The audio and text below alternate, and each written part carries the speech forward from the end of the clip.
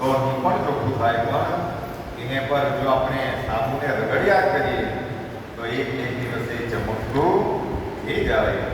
એટલે આપણા સંસારની અંદર પણ માણસોને એવું લાગ્યા કરે કે મેં બહુ પાપી છે, કે મારાથી બહુ પાપ થયેલા છે, પણ ભગવાન એટલા બધા દયાળુ છે કે ખાલી ને ખાલી એમના ચરણમાં ભક્તો જાય, શ્રદ્ધા રાખે અને ભગવાનનું નામ સ્મરણ, ભગવાનની સેવા કરે, એટલે ભગવાન અને સદગુરુ એ આપણા પાપોને, આપણા સંતાપને, આપણા રોગોને, બધી જ વસ્તુને બાળીને ખાક કરવા માટે સમર્થ છે.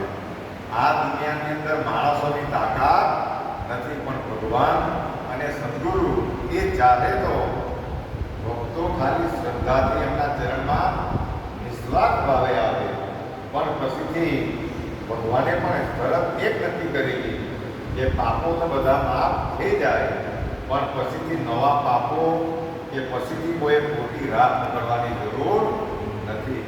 નહીં તો રાવ બહાદુર સાથે એ બાબાને એવું કહેલું કે બાબા, મેં આજ પર્યંત તારી આટલી ભક્તિ કરી તો પણ મારા મનને અને તનને શાંતિ કેમ નહીં મળે? આવું ઘણી વાર થાય, ભક્તિ બહુ કરે બધા, પણ તો પણ એ આચરણમાં નહીં મૂકે, એટલે મનને અને તનને અને ધનને પણ શાંતિ થતી નથી.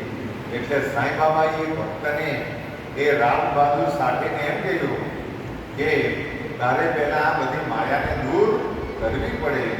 તું રિટાયર થઈ ગયો, આટલી ઉંમર તારી થઈ ગઈ, તો પણ માયાના મોહના પાસમાં તું હજુ છે. ધીરે ધીરે એ પ્રભાવ દૂર થશે, તે દિવસે તારા મનને શાંતિ મળે. બાબાએ આશીર્વાદ આપ્યા. થોડા સમયમાં થોડી ઘટનાઓ દુઃખની બની, પણ પછીથી દુઃખ આવ્યું, એટલે એમણે શ્રદ્ધાથી ભગવાનનું નામ અને ચરણ પકડી લીધું.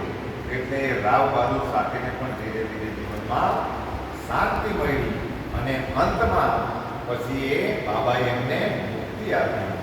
એટલે કહેવાનો મતલબ એ છે કે જીવન પાણીના વહેણની જેમ દરિયા સુધી પહોંચી જાય, અને તો પણ આપણી આંખો નહીં ઉગડે.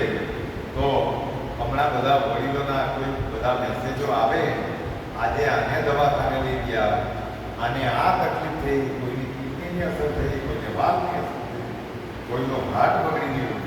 સમય પૂરો થઈ ગયો, અને એ સમયમાં કંઈ બી કરી લીધું તો તમારો ને મારો ફેરો ફોકટ થઈ જાય. એટલે સદગુરુ સાંઈ બાબાને પ્રાર્થના કરીએ કે આ બધી ખરાબ વિકમનાઓમાંથી તમે અમને બહાર કાઢી લેજો, અને અમને મુક્તિના માર્ગે તમે પહોંચાડી દેજો. તમારા ચરણોમાં પ્રાર્થના. આજે સાંજે બધા પાલખીમાં તો મળીએ, પણ લગ્ન છે અમારા ઘરે, આમંત્રણ તો બધાને જ આપેલા છે. કદાચ રહી પણ ગયેલો હોય, પણ મીડિયાના માધ્યમથી પણ બધા પર મોકલાવેલા છે. આજે ચાંદલો જવાનો છે. ઘરે ઘરે કદાચ સમયના અભાવે નહીં નીકળાયું, તે છતાં પણ બધાને ભાવભીમાં આમંત્રણ છે. બધાના પાવન પગલાં, કારણ કે આ બધા સદભક્તો